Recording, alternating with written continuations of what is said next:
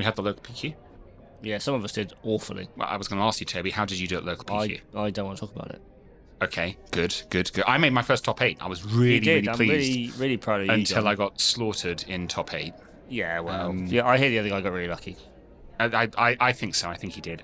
Charlie, how did you do at the local PQ? I got pretty lucky. You got pretty lucky. I heard. Yeah, he got pretty lucky. You slaughtered me in the top 8. Yeah. It wasn't very fun. What? I do not find joy in killing my opponent. For at least 50% of us. Yeah. I believe afterwards you said to me it was a great game, one of your best games ever. It was a fun game for me, at the very least. I enjoyed it. I hear winning is fun. It is. Well done. Yeah. Charlie Wallace, Defender of Canterbury. Yeah. Loyal son of the Iron Council. Feistiest of Locals. Welcome to Energy Potion, a flesh and blood podcast where we chat about trying, failing, and sometimes succeeding to play flesh and blood as competitively as we can. This episode was recorded in front of a live audience at an exclusive secret location. Before you smash the like, follow, or subscribe buttons, just take a moment. Do you really want your friends and connections to hear the latest hot takes and ROUT techs before you get to play them yourself?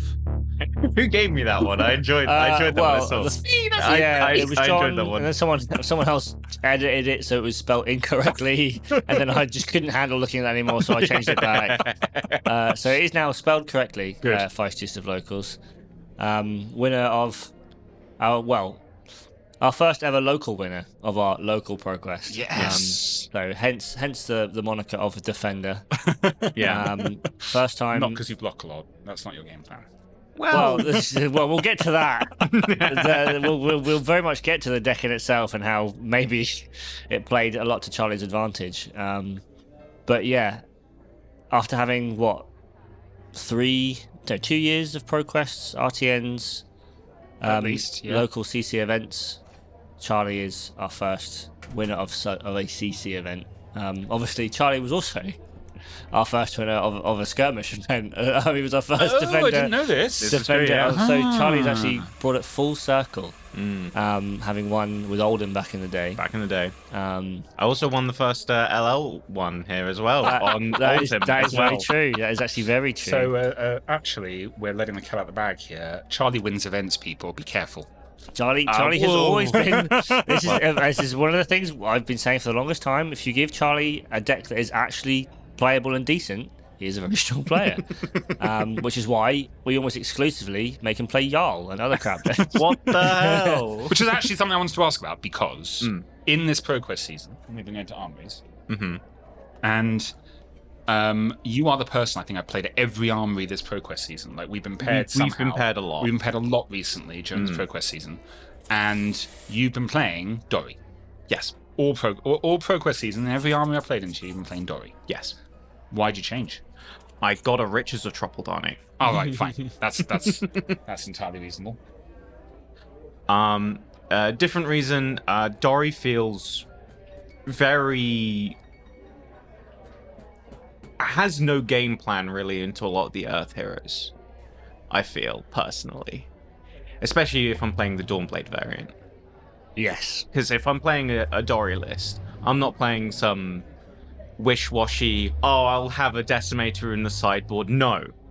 It's Dawnblade all the time. Dawnblade or bust. Or it's Hatchets all the time. Yeah. It's I'm not to the bit. I'm not wish-washing here. No. I mean, it's all in all the time. We might need some filler here, just to come back to the question. Yeah, no so that because otherwise our resident gymnast... I didn't realise there was like a limbo in the way. Sorry. Thank you very much. Let's take a pause. I was saying this to I might cut this, I might not. I was saying this to Lara last night. Coffee, hot chocolate, teas have arrived.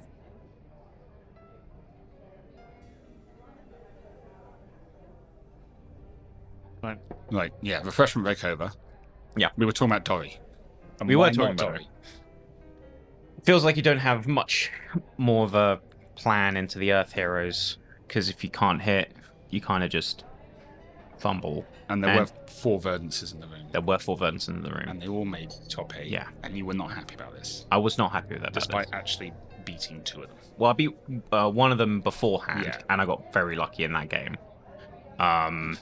We got to the last turn of the game. I was on 9. That's the number. I was like, I'm dead. And I go, well, I finally found my first Blood on Our Hands when I've had 6 copper this whole game. I go, Blood on Our Hands. And he goes, you got to choose how many copper you're breaking. And I go, okay, sure. I crack 6 copper. And he goes, no responses. Damn. And I go, let's go. And then he goes, sink below. And I go, damn, I'm dead. He sinks the card and then doesn't do anything. He then proceeds to block with 2 6 damage spells and then a red. Yep. So he just didn't find the blue. After an extra dig as well. Yeah, and I killed him on that turn. To death. Yeah. Yeah. Because he was on like 3. Well, that's Verne's game plan, right? Like that's where she wants to be. Yeah. She's like, cool, you're in the danger zone. You're not bringing AB. No. So like 9 is the magic number. But this is the point that one of the cuppers keeps making, is you've got to be lucky to win an event, but you've got to be good enough that you don't mess up as well, and then you play for luck. You need 2 things to win events. You need luck and skill. If you just got one, you're probably not winning. If you got both, don't need modesty. Don't need that. No, you don't need modesty. If anything, you don't want that. No. If you got modesty, you don't got skill. Yeah, exactly. Well, it's like, but, No. So yeah, took out the Verdants. Got to the quarterfinals. Got to the quarterfinals. Head into this wonderful man to my right. Yep. For those not viewing, that's John. Yep. Yeah. Wasn't me. I went 0-2, by the way. I got fatigued twice. On gravy, by the way. Yeah. Not a good day at the office. That's rough. For my hyper aggro gravy build. But I was on Syndra. I was feeling pretty good going into that game, and then sideboarded incorrectly. Sideboarded incorrectly, and also I noticed that in that game it was pretty rough. You had to pitch the daggers a lot. Pitching a red. Also, I sideboarded incorrectly, which led to me drawing 2 rubbish hands early on. Yeah, that did it. Yeah, and then by the time the deck was functioning again, you were 10 points ahead. Oh yeah, I had a bit of a lead, and just worked me down. And it's hard to punch through that fridge and punch through the Kasai behind. Especially when everything in the deck also blocks 3, and she's quite happy to play the occasional 2-card hand. Like, it's a deck that feels, that is rather well positioned into a couple of the big 3 in Syndra and into Gravy. Feels worse into Verdance, but as we've proved, can punch through Verdance as well if she rolls hard enough. Like Kasai is probably floating at that 4th, 5th sort of meta deck right now. Probably not necessarily S tier, but definitely that A to A plus tier. Yeah. Sort of fills in the gap, which again is very nice considering for the longest time we've all written off Warrior. Kasai's done well this season. Actually, and she is always that deck that always keeps cropping up and does well, and you go, oh yeah, Kasai, good for her. Kasai exists. Obviously she got a new card in the expansion slot as well, Blood Follows Blade, of which I think I've opened 5 over the last month or so. Pretty good. Yeah. I can confirm card's pretty good. Pretty good. Does block 3. Does pitch to 2 swords. I suppose it can also. Yeah, can also be used for a Kasai trigger. Can't think of anything else. It really does. Provides an on hit that actually kind of matters. That's why it makes a man. Makes the most powerful thing in the game. It makes a man. In a game built around not having a board state, it creates a board state. You can for a hero that probably shouldn't have a board state because they're probably close to a hero that already. Has one of her win cons being make a board state, but you have to like dedicate your game plan to it, right? You have to make the money and then raise the army.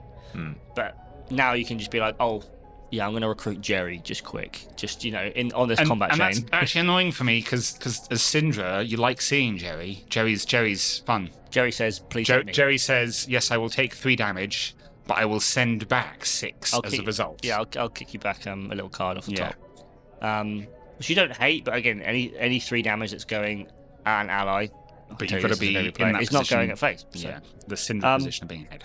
So yeah, I don't hate her position right now. But you didn't get to play Verdance or Syndra or Gravy in the semis. You played a different deck. No, I played into one of the 2 other one-ofs in that top 8. Renowned meta deck, yeah. Renowned meta deck, Marlin. Yes. Not just any Marlin, a Marlin that had made the finals of a PQ the week before. Yes. Very good player. Unfortunately, I think I was the one hero in that top 8 that he really didn't want. I can tell you that for free. Didn't want to see. He did not want to see you. Yeah. I don't think he. I think about the decks the Cuppers play. I don't think he'd practiced at all into Warrior, let alone Kasai? Oh, Finley's got plenty of routes into Kasai. Oh, yeah? Finley Okay. knows exactly what his game plan is into Kasai. The issue is, it's not a great one. Okay. Kasai, by virtue of being like A warrior. the perfect storm, exactly, by being a warrior, a deck that can present decent tempo, can block well, Doesn't care about overpower. and can also just block around overpower quite easily with all the reacts, attack and defense. Not to mention the harpoons don't really do much.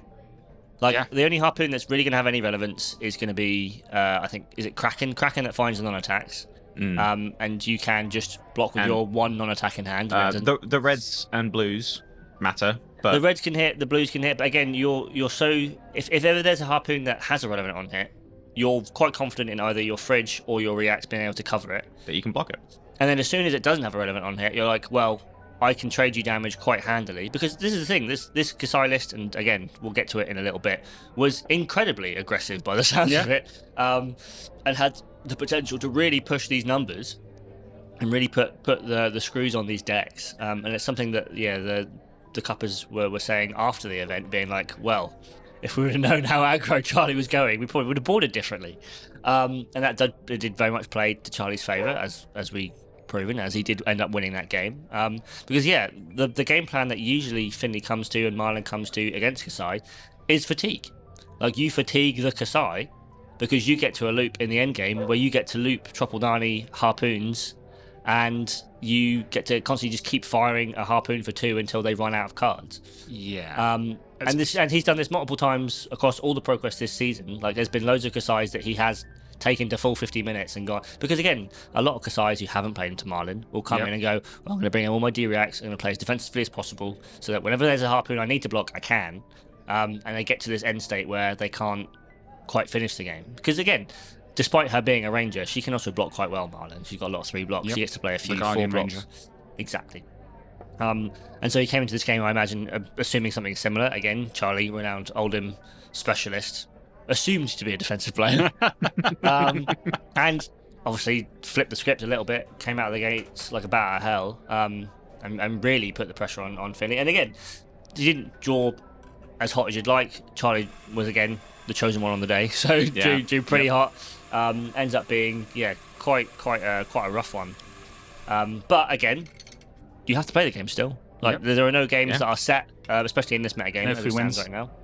And so obviously congratulations on that, on a very well earned win against Finley. Obviously a very good player, beat me round 1 by the way. Meanwhile, the other table was the Verdance Mirror. Which you didn't want to see. Equally more exciting. I think the best thing that happened to me in that entire top 8 must have been that it was round 1, 4 Verdances paired into each other, into round 2, 2 Verdances paired into each other. If I had to pair into an extra Verdance, you're pushing a little bit more. I'm happy with the fact that the only 2 times I've beaten a Verdance was on that day.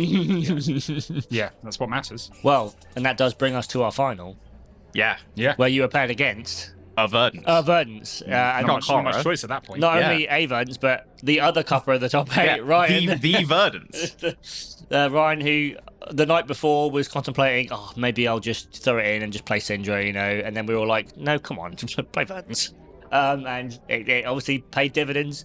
He had a fantastic run. He also, I think, beat 2 Verdances on the day, two mirrors. He beat 2 mirrors. So Verdance. Well, at the very least, he beat 2 mirrors in the top 8. Exactly. So very much earned his spot at the top there as well. And then comes paired against Charlie, Kasai, a matchup that I would go as far as saying, for the most part, having played it as both sides, I do prefer to be on the Verdant side. I would recommend being on the Verdant side myself as well. Because you are a deck that wants to block and can present arcane damage, and warriors typically don't like dealing with that. No. However, Charlie, renowned aggro specialist. Defender of Canterbury, Feistiest of Locals, give us full titles. Exactly. Come on. Give me the full list down. WhatsApp wouldn't let me put it in Charlie Messenger, whichever thing we're using, wouldn't let me put it in the full list of titles. The full title. It told me twice it was too long. Tone it down a bit. But managed to make it an aggro race. Yeah. You have to. Well, you have to, especially in your build where you didn't present any AB, and you're sort of hedging on. Well, I've got AB in the list. I've got 2. You didn't present it though, did you? No. Exactly. Because you can't, not into Verdance. Exactly. Yeah. Because you have to, you know full well, squarely, that in those first 3 to 5 turns, Verdance is in theory at her weakest. Yeah. When she's not online, when she doesn't have the Earth cards just like overflowing in the bin, so all of her decomposes online, you need to pressure. Because while she does have a pretty solid fridge equipment suite, it's not as like robust as say a Guardian or a Warriors. Yeah. And so you're going, cool, I'm starting at full power, you're starting at 70%, and I need to leverage that. Yeah. And punch. The second thing I'd argue as well is that if you're presenting no AB, they're incentivized to send Arcane at you, which means they've got 2 card, 6 damage, which isn't good. That's a fair point. It isn't. It isn't exactly good. Sure, it's unblockable, but if you're just going to go, I'm killing you before you're killing me, you don't care. Yeah. However, if you present 3 AB, they're not incentivized to send those hands. They're incentivized to send Felling the Crown. Yeah, Felling and Cadaverous. And do you know what sucks? Felling of the Crown. Felling of the Crown's really, really rough. But this is the thing, like, into decks that can't consistently or don't want to consistently convert their 4-card hands, 5-card hands on offense, having that AB gives you the out to be like, well, I can't use both these blues, I'll convert one into a block 3. Yeah. Kasai is a deck that can and will look at those 4 cards and for the most part be able to churn most of them into something. Like even if you're just throwing two Blade Runners on the same chain link, you're still getting the buff on the second one. Sure, it gets double go again. Whoop-de-doo.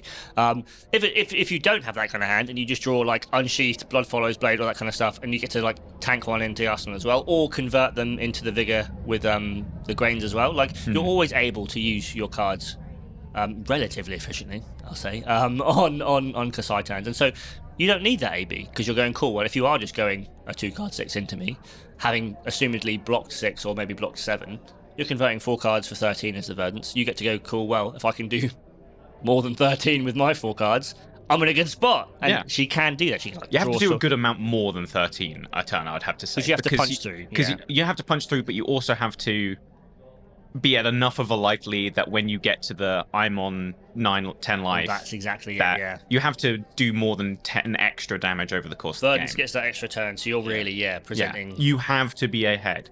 I think the most important card to see at any point... Well, there's 2, and you have to see them in the correct order. Centauri's Saber. Well,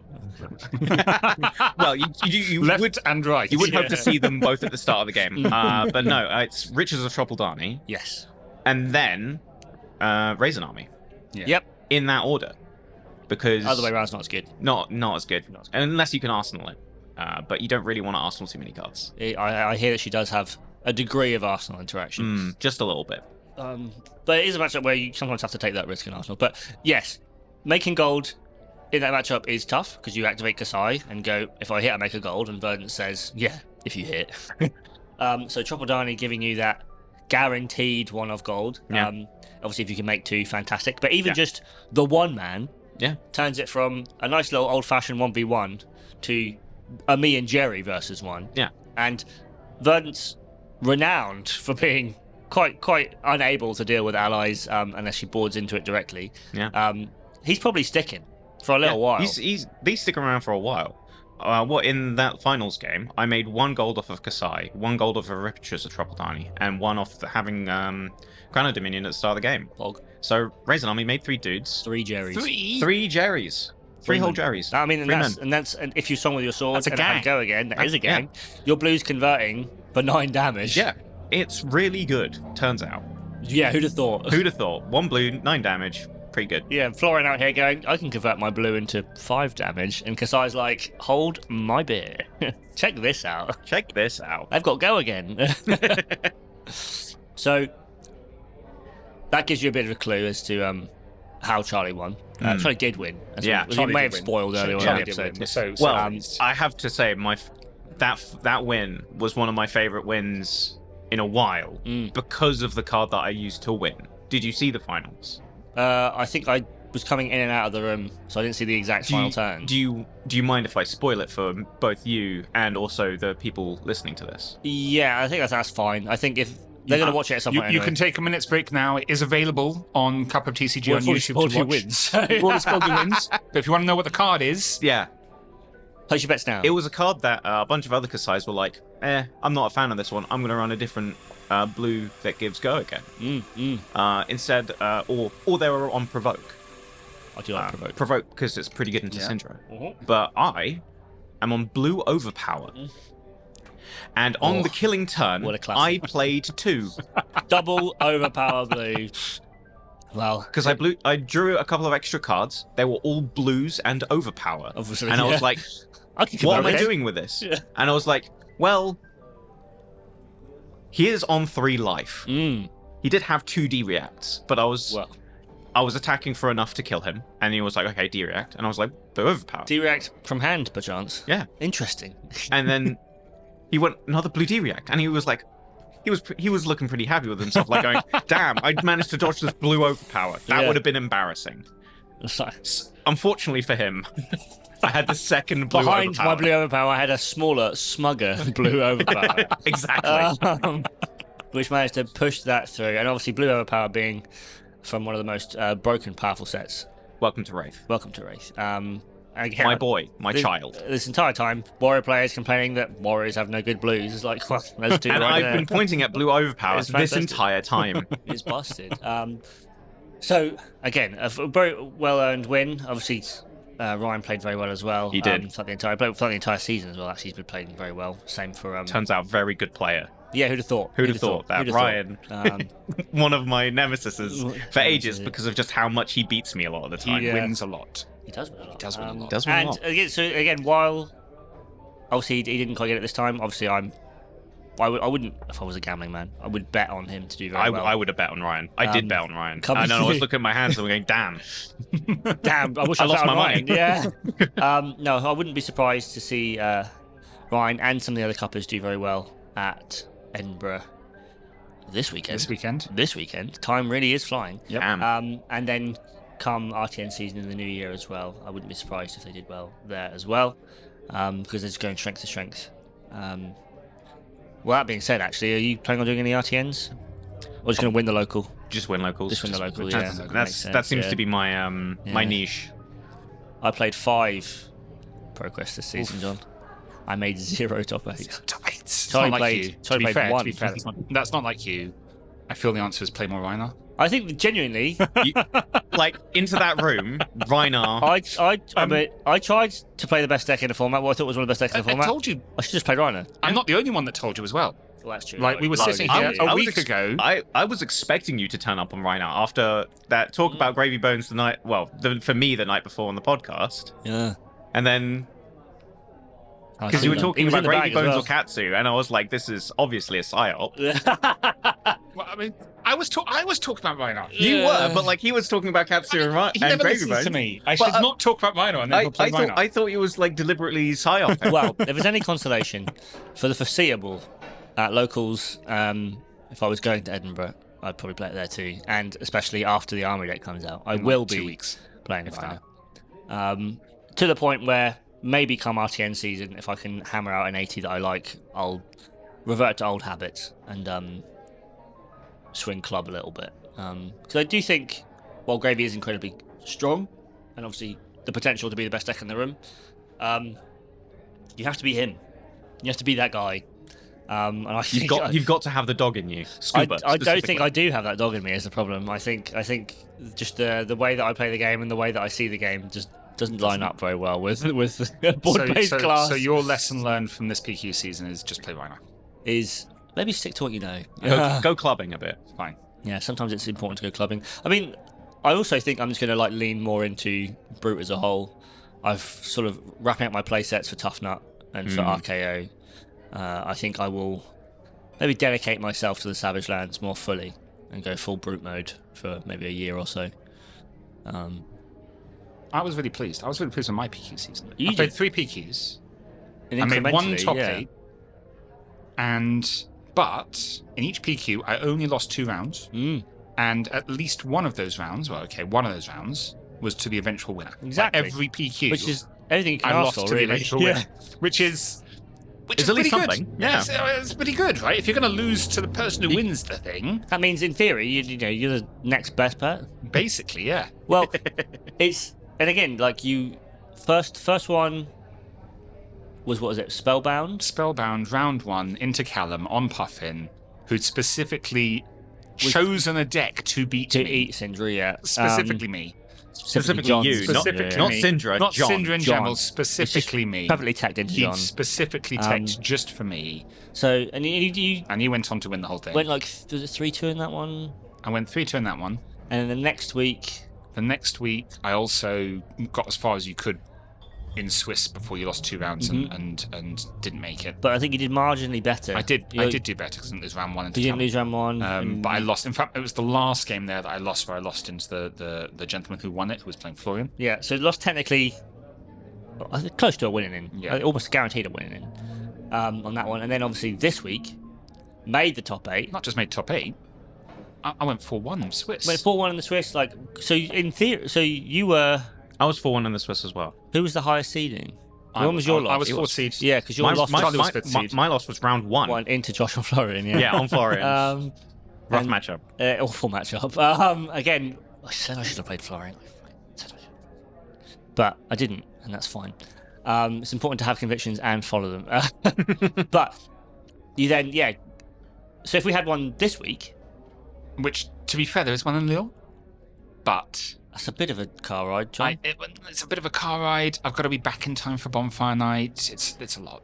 It's a lot. Isn't I bonfire don't night think tomorrow? school bonfire night. Sure. Event thing. Sure. There is also, if we were to go play something this weekend, something a bit closer than Lille. Although technically, I suppose, equidistant to Lille. What's closer than Lille? As the crow flies. It's Edinburgh. Lille's much closer than Edinburgh. Is it? Yes. I thought Lille's like middle of France. No. Lille's like an hour from the ferry. Lille is literally 2.5 hours from this location right now, if we would set off here. Edinburgh's like 9 hours away. Is Lille closer than Paris? Yes. Really? I was there last weekend. Maybe I'm mixing up with Lyon. Weekend before. I was there for Pokemon Oh yeah, a couple of weeks Lyon's ago. south, isn't it? Lyon's south, yeah. Not Lille. No, Lille's like way north, near Belgium. Basically, Well, I have a Belgium. history degree, not geography. Regardless, Edinburgh's closer if you don't have a passport. No, this is fair and true. Yes. And is technically on the same landmass. I mean, If you want to get technical. tectonically speaking. So if I was to walk to So Edinburgh, still. it would be faster. Yeah, you could walk there faster, I guess. Exactly. Anyway, If I left now, I might make it but in time. we're not going to Lille. We're not going to Edinburgh. Well, I'll tell you what. we're not going to it. Tell you what. I put Syndra down. If anyone wants to I've spot played me Syndra all year. £400, I could go to I Edinburgh. put Syndra down. Yes. I've heard rumours. I have been eyeing up a particular card that nobody else is playing for the new deck that I'm building. I dread to think. You did ask for a swing big in the chat yesterday, Oh, John. yeah, no, I I do. hate to break this to you, John. I am actually playing swing big. I have found sellers for swing bigs. Good. Thanks, Good. Charlie. You're welcome. Um, I got one somewhere. I can't remember where. Yeah, me neither. Yeah. but Wish I had one. I'm eyeing up blue gas up. Why? To what end? Because in Matt's testing, which I appreciate. Yeah, Okay. Yeah, Okay. you really buried the lead on that one. Turns out that being able to manage where your hyperdrivers are is really important. And, gas up and a helps blue with that. 2 block is what And gas does up that. helps with that. It helps. It helps. Does it? Maybe. I don't know. We're testing. It's been so long since I've read Bright Lights cards that I might Don't- actually don't- have to look don't- up It's a gas one up. Don't look cost. up. It's a one cost block 2 blue, which Okay. says the next attack you boost gets +2 Okay. because it's the blue, Okay. and you can put a 0 to 1 cost item from banish into the arena. Straight Which up. is straight up. For no real. cranking necessary because it's got go again inherent. So you can crank because that lets you And you swing get 2 Banksy. action points. You could, in theory, get 2 action points, which is useless in max. Well, if you got the upgraded Banksy, because Which the is wrenches are useless twice in per turn. max. Well, I suppose it does have the added caveat that after getting the mech, it can let you double generate an action point. It could actually generate an action point after getting the there mech, is that. but yeah. But this helps you facilitate a faster creation of the mech, which is the whole point of playing You mechs. don't play it in the mech plan. And why on God's green earth, John, are we playing this blue? So in the aggro plan, I'm you're running a blue that gas costs up. 1, that gives 2. +2. Yep. That gets you action. That gets you resources. That gets me a hyperdriver. Yes. Great. You're playing Max. You can make hyperdrivers. You can do this 1,000 different ways. Yeah. And I'm not sure if the blue one is the pick. We'll keep it testing. does come. It's blue. Does it come in red? Yeah, it does come in it's actually red. decent in red. Interesting. Yeah. Can we follow this line of logic? So, red doesn't give more than 1 resource if you pitch it. True. that is true. And the answer is with Max, you are either starved of resources or inundated with flush. resources. Mm. And you maintain being inundated with resources by getting hyperdrivers. I don't know. Evidently, John. Right. But now is the time to play with these decks. to have a bit of fun. Like I've got an interesting one lined up for this Saturday. is it Decimator? It is not Decimator. Sure. Not But Dan tier deck. But it's not Dan to deck, but it is Dan inspired. Riptide? Sure. Because it is Olympia. That's pretty okay. good. I want to try out Hatchet's Olympia again. Mostly because I'm not sure if I can fit this Riches of Tropeldani in Decimator Olympia. Yeah, it's harder to justify pitching A yellow and a blue to swing Decimator. I mean, I did have the authoritative attire in my PQ list. Mm. That's pretty nice. Because I was like, well, I might pair into a Verdance. No Verdance is played, by the way, Or despite Jarl. it being the most popular deck in the room. Yeah. So, Yeah, me neither. but yeah, it's nice to play nice cards. It is nice to play nice cards. I've got this new card. I'm probably going to try out... I might try out Olympia first, but I might just try out Victor first. Big tour. Get back on the big door. Pitch Because I've... Tropeldani to a gold. Draw a card. Draw a card. I like Cashin. That's pretty good. I like Cashin too. Yeah. I mean, we can pivot there from Cashin to quickly have a brief mention to how Marlin won an LL tournament. Marlon won the LL? Yeah, which was I vaguely remember hearing about that. well, I think she won an LL tournament this weekend. I don't know if it was a battle hard, if it was something a bit lower than that, but Marlin won. It was actually a Marlin. Oh, was mirror this the in finals. no? This was the was this the private 2K one or something? Yeah, it was a relatively big-ish tournament. Yep. Obviously, not an official sanctioned one. I think it might actually be sanctioned enough that it gave a PTI for the winner. I can't remember the exact details. Regardless, as I said, the mirror in the finals was Marlin. Marlin Mirror. Mirror. That's interesting. so- Well, I guess it turns out Cashin's a good card. Cashin and Art of War, and you get to play 9 tipples. Although the list wasn't playing 9 tipples, I think. But you could. But you could, given the choice. But no, Cashin and Art of War obviously are incredible cards in Marlin because you get the added benefit of I've drawn a card, I get to load. Yeah, you get to load all your arrows. And making gold isn't hard when you're overpowering an arrow for 14. And obviously most of the decks in the format, barring Starvo, and even then, can't really block and don't usually need to block because And want to have attacks in their hand. exactly usually require having like 4-card hands to do stuff. So if you can hit the right thing into Viscerai, into Chain, into Briar, you are doing relatively rather well. But no, I just thought it was an interesting little tidbit. I know we are overly critical on LL as a format as a whole, as players. It might have gotten more of a bad rep than perhaps it deserves if a deck like Marlin can actually go toe to toe with some of the juggernauts of the format. I do fear that it is a format that is criminally underexplored.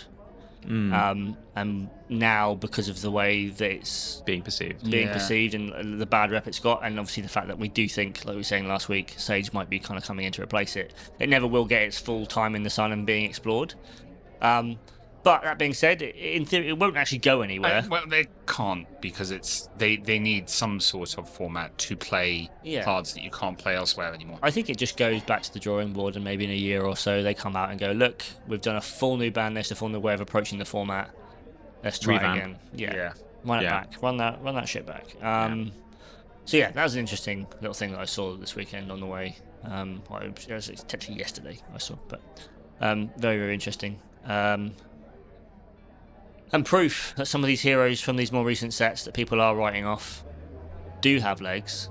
Sea legs, indeed. Sea legs, to be precise. And again, something that I think I need to keep iterating about the superheroes as well, in that I think they are strong.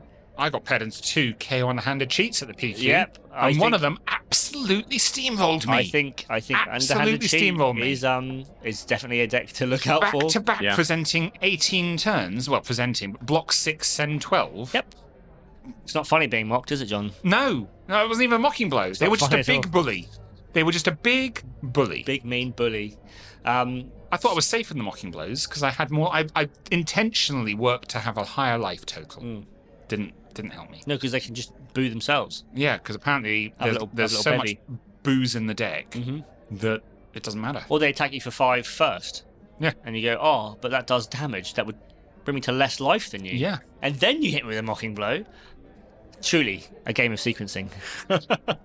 I don't like this map. Yeah. Can you take this map back? Yeah. Send it back to the room. I think RKO is a very interesting little deck. Obviously, I do think Tough Nut's a very interesting deck too. And I think Lyeth is criminally underdeveloped and underexplored. I think Lyeth still has a potential to be an incredible deck. But as I was saying, I think to one of the couples yesterday, it's so hard to find time, especially in a ProQuest season, especially in the lead up to Worlds and all that kind of stuff. It's so hard to dedicate a portion of your time to figuring out a deck from ground zero when you could just take an established deck and get the reps on that. Yeah. Because like the risk versus reward is so, huge on something like Lyeth, or hell, even something like Rhino or RKO, versus you go, well, I could play one of the big 3 and I know these decks are good and I could just learn those matchups inside and out.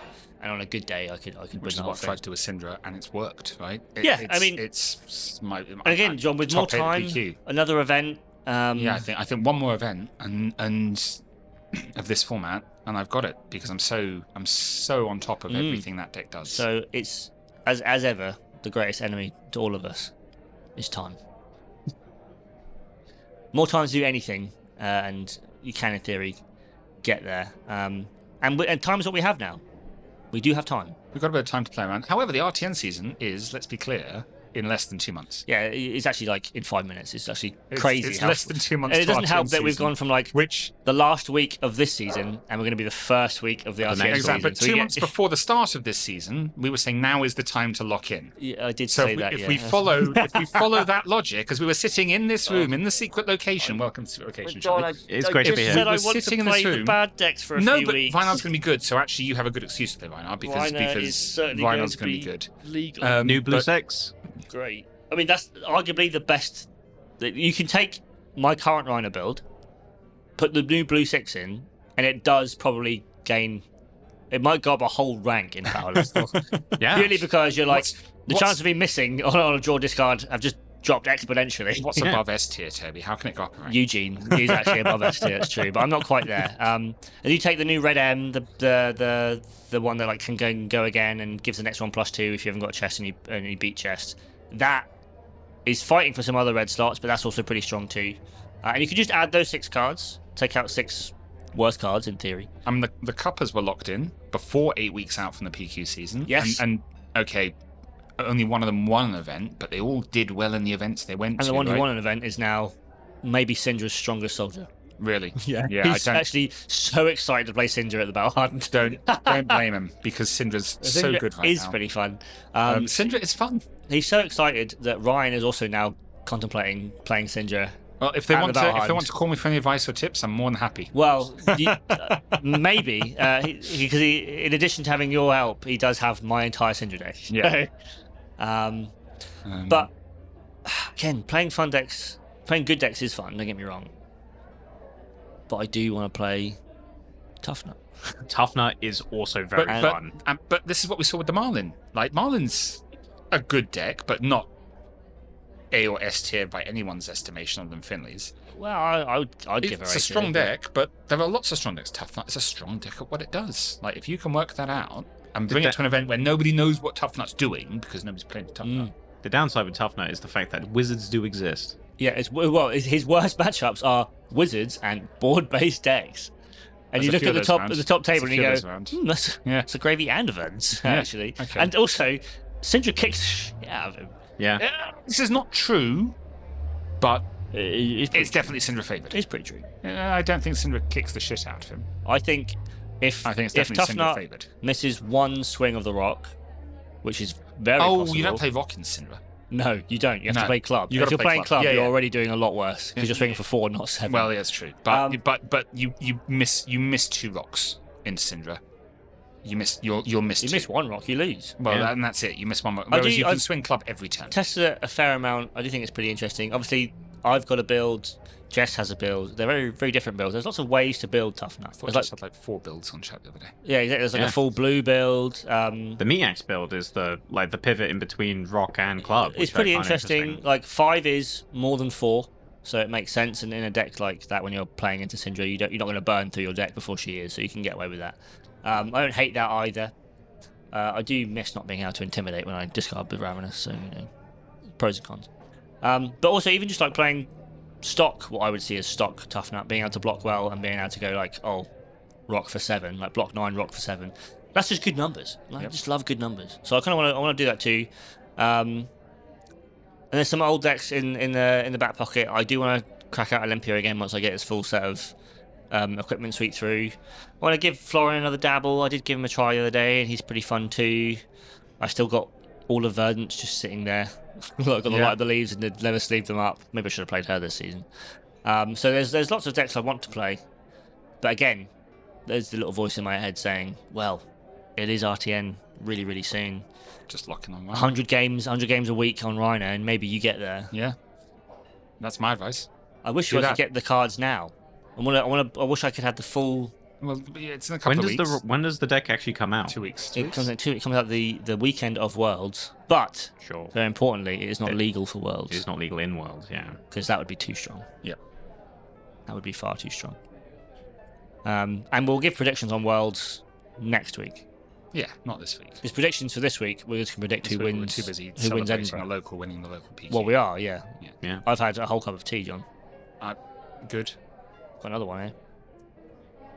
Well, it's going to be cold. I'll have to let you drink that one because I'm going to have to go, I'm afraid. Sure. Well, first, last thing before we go, John. Go on then. What's going to win Edinburgh? I would like to loyally say that it'll be a cuppa on Syndra. Okay, Charlie? I think actually there's a chance. Daggers Olympia. Okay.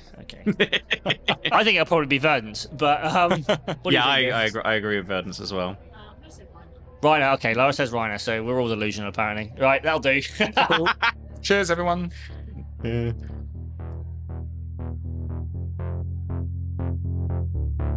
Thank you very much for listening to this episode of Energy Potion, a Flesh and Blood podcast. If you liked it, please consider subscribing for more. If you disagree with any of these opinions, please let us know in the comments and we'll either defend them robustly or completely cave and agree with you. This podcast was made possible with help from the team at Le Bon 22 Productions and a special donation from the Cracked Bauble Appreciation Society and their sponsors.